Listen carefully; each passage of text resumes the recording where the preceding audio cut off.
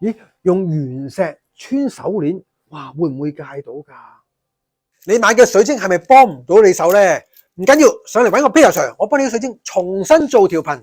嗱，好多 fans 啊，成日問我 Peter Sir 嗱，你都成日去推介啊水晶啊嚇玩水晶啊用原石好啲咧？點解？原石嗱會嘅，集中穩定，能量場係會好過拋光打磨嘅。咁好啦，我戴手鏈啊嚇，咁啊點解 Peter Sir 你唔推介啲原石咧？嗱，我想同大家講講先啦。嗱，當然有啲原石可以，但係有啲原石係唔可以喎。嗱，例如好似呢啲黑碧璽啦，或者係呢個黑曜石啦。黑曜石有個花名叫火山玻璃。嗱，比如如果我而家有啲細少少嘅好啦，一紮咁樣，你知唔知啊？有個危險性喎。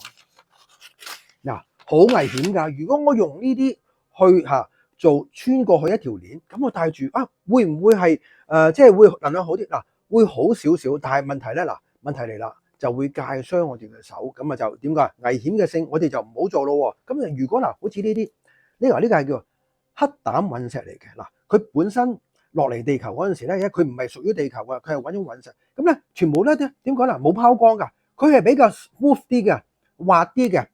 亦都唔會話戒到手㗎。咁呢啲咁樣細細粒嘅穿埋落去，咁當然係 OK 啦。所以我哋有陣時戴水晶咧即係有啲係拋光打磨嘅咧OK 嘅，問題不大。但係最緊要消磁咗咧，你再戴就冇問題。所以咧就唔好話哇乜嘢都係原石，唔係㗎。原石我哋打坐冥想咧，確實係會比較即係穩定個能量場多啲嘅。